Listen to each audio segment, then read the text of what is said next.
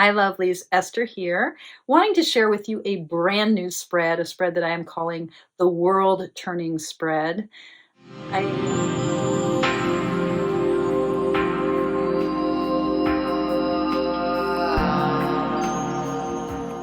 debuted it earlier today with my Mindful Tarot community. Oh, and open bracket for a moment.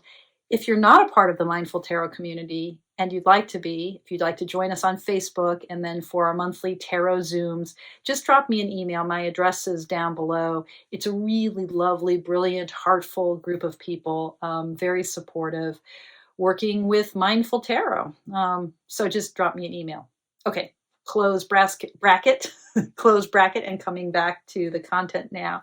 So this brand new spread, the idea behind this spread is to create a structure that will help support using the tarot to set intentions, to set our intentions for the year ahead or the week ahead or the day ahead or at any chunk of our life. How do we use the tarot to set intentions? Now, here it is, January of 2022, and for some of us that means, New Year's resolutions. But the thing about intentionality, setting intentions, creating affirmations for how we'd like to change in the year ahead or the chunk of time ahead. The problem with those kinds of gestures is that we tend to articulate what we want to envision in our own lives, in our own growth, at the expense of the crappy stuff that we're already manifesting or articulating. So even a simple resolution, not so simple actually, but like my own resolution for the new year, which is to be kinder and softer, more open. Beautiful, I think, aspiration. But implicit in it is the idea that I'm not so soft, not so open, that I'm not quite there yet.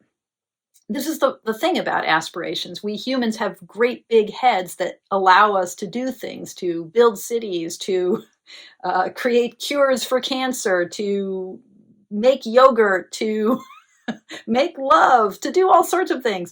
We have big brains that allow us to get stuff done, to accomplish, to create. And that's wonderful. I love having big brains. I love being a Homo sapiens. Awesome. Our species, yay. And yet, our big brains also cause us a lot of suffering because every time we bring an aspiration forward, every time we generate a goal, implicit is also the thing that we're pushing away, pushing down. And yet we are beings that crave wholeness, that crave integration, that are seeking unity, that are seeking completion. So how do we generate an aspiration without trying to push away part of us?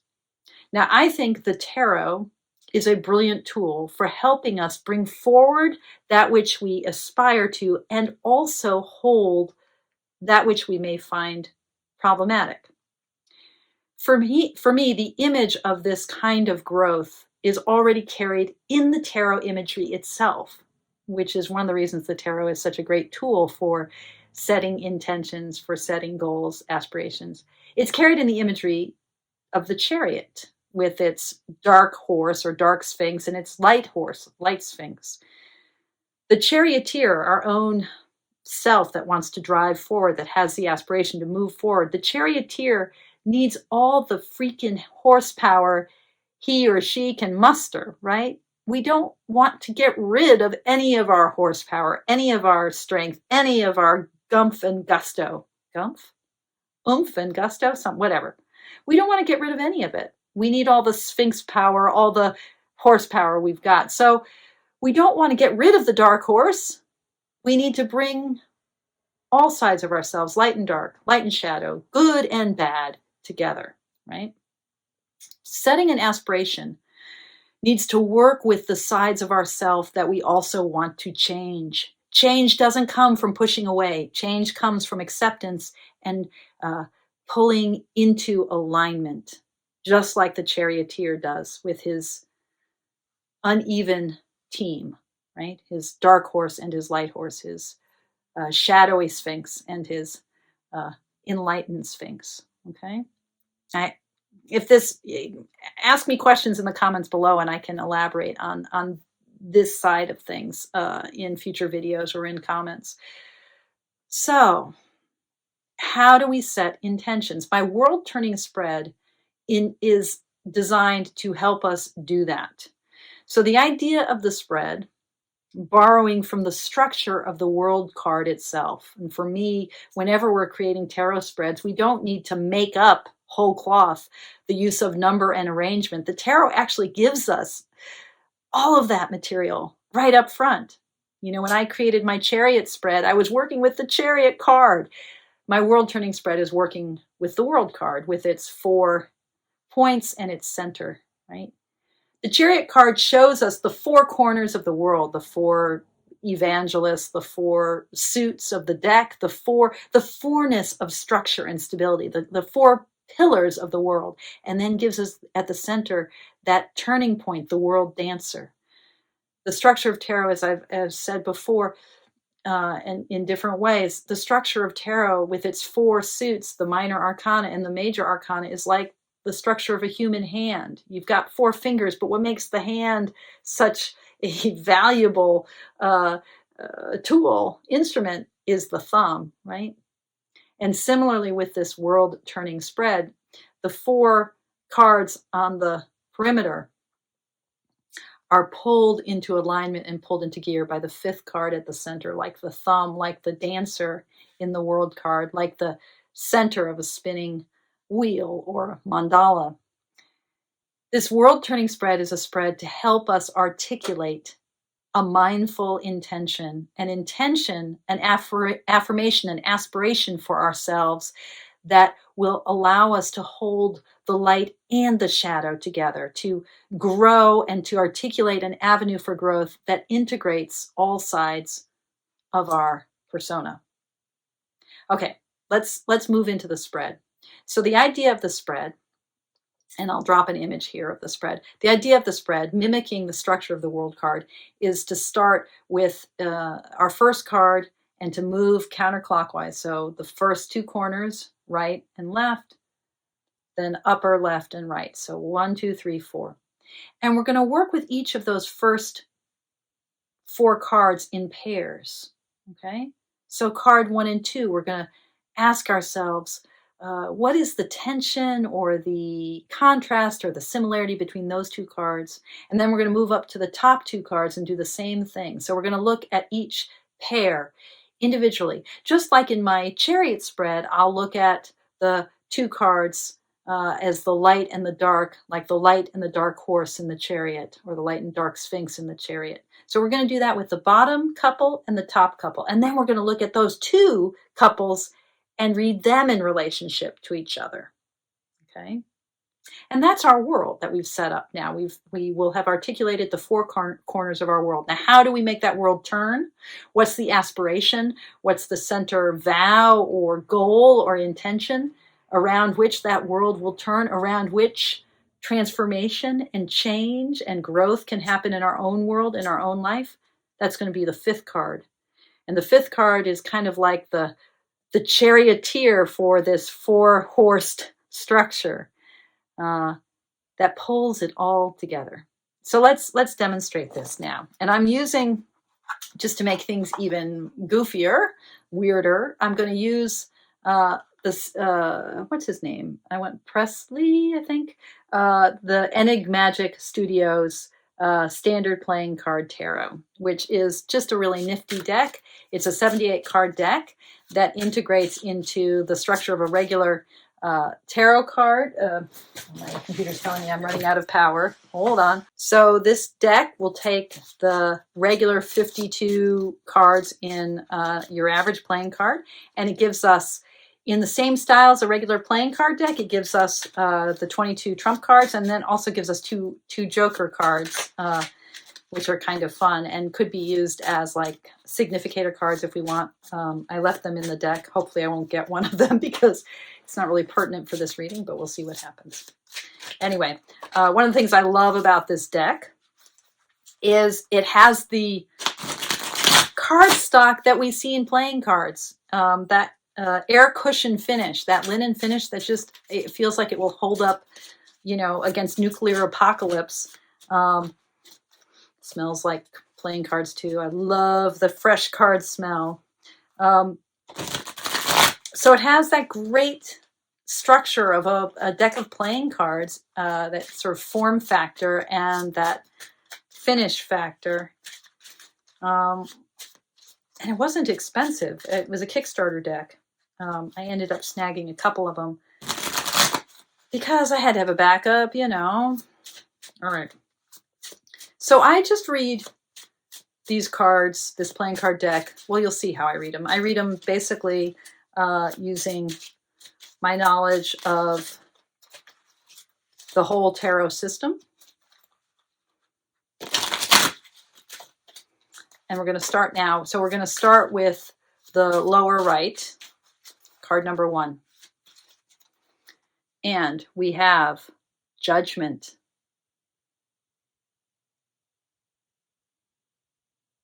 You see how this is such a brilliant deck. Okay. So you see the trumpet and sort of the sense of wings. So Judgment is card number 1. And I usually like to shuffle in between the cards of a spread. Whoops, a little bit of a jumper, we'll take it. The King of Hearts. Okay, so King of Cups. But like a regular playing card deck, because the imagery here is just like a playing card deck, the King of Hearts is the Suicide King. So called such because he's stabbing himself through the head, right? In that sense of the King of Cups, that sort of air of water, that there's a kind of expansiveness of everything we associate with hearts, with cups, with the water of the unconscious, with spirit and spirituality, emotion, the depth of soul. But when we take that through the world of air and the expansion of kings, there's a way in which the center solidity of the ego disappears in that watery nature, that sort of the equanimity of air, that expansive all-pervasiveness of air added to the quality of soul. So there's something here about the depth of spirit and imagination and the wateriness of the cups that reaches a kind of beyond the self, transcends the self. So we've got Judgment and the King of Cups is our first pairing. And right off the bat, I'm thinking about this desire for transcendence, and particularly for me, where I am now in my spiritual path, really a transcendence that's all about releasing the imagination and the unconscious, just bringing all the watery depths up and out and sort of getting past the narrow confines of the self as I've understood it. One of the reasons I took up my Hebrew name and I'm going by Esther instead of Lisa is I wasn't thinking this consciously, but I think I'm trying to get beyond, who I think I am or should be. Just wanting my heart to expand. Like I was saying earlier, my goal for the year of being softer and more open. At least that's how I've articulated my intention. We'll see if it changes now with this reading. Let me adjust my light here. It seems like I've gotten a little dark here. I don't know if that's better or not. The sun is setting as part of what's happening.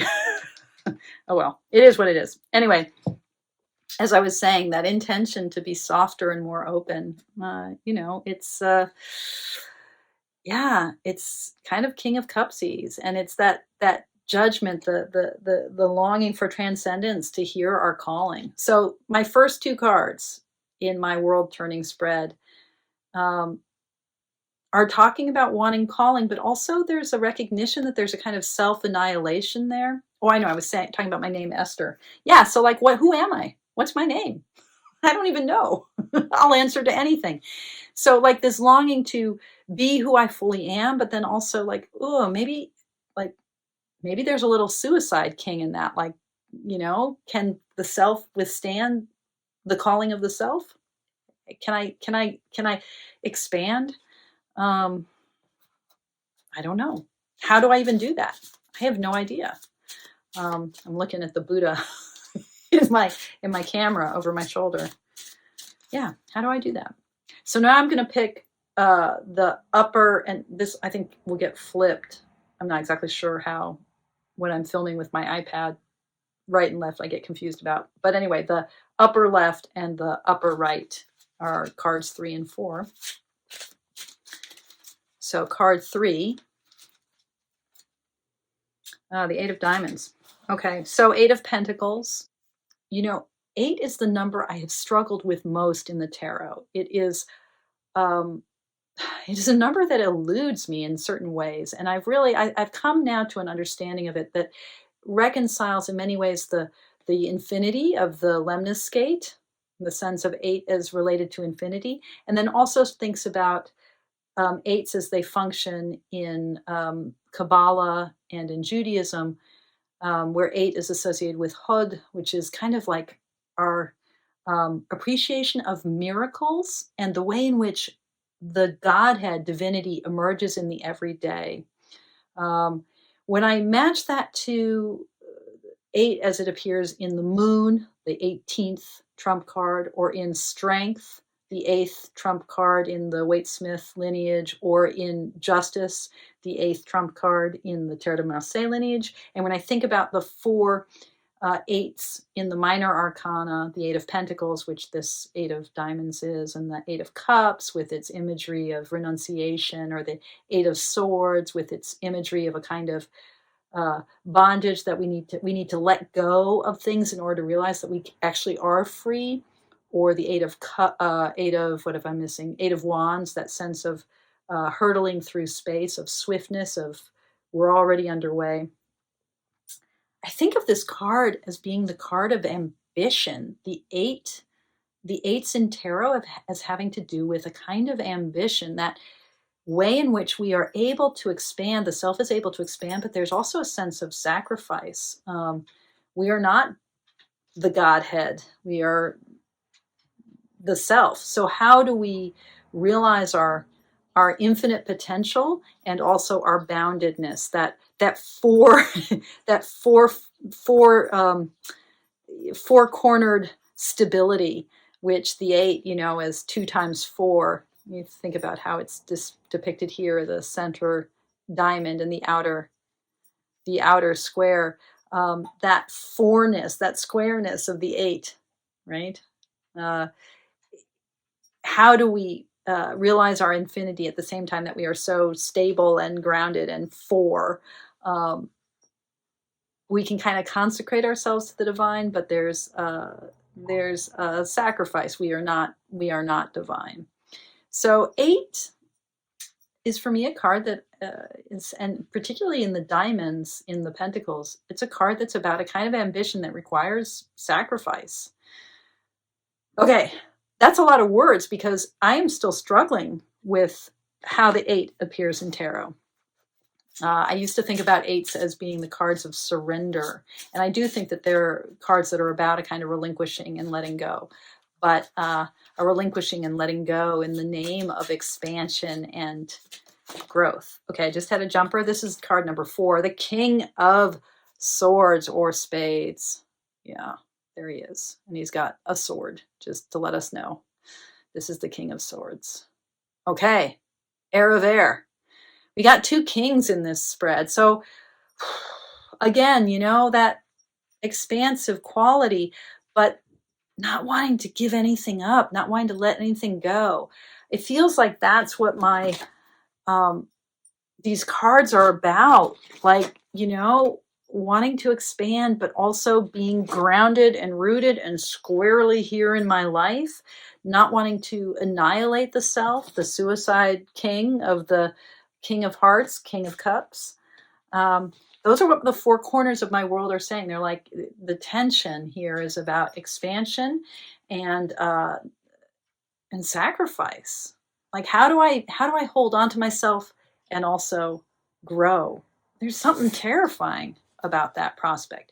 Now I'm going to pick the center card, which is going to be the intention card, the card that bespeaks, that will help me get to a formulation for a mindful aspiration, a mindful intentionality, a mindful resolution for, let's say, for the next let's say for the year, why not? For 2022, here it is. The Eight of Hearts. All right. I think I got to keep thinking about eights. That's one thing. Figure out the eight. But again, the Eight of Cups, the Eight of Water, the Eight of Hearts. Yeah. How allow my heart to be infinite. Allow my heart to be infinite. I think this is another version of what I was starting with, which was open, softening. Allow my heart to be infinite. And that is fucking scary. Because who is Lisa? Who is Esther? Who is Nyoben? That's my Dharma name. Who is this being if she's infinite? Like, where does she go? Allow my heart to be infinite. Okay, that's my mindful intention for 2022. You heard it here, first, folks.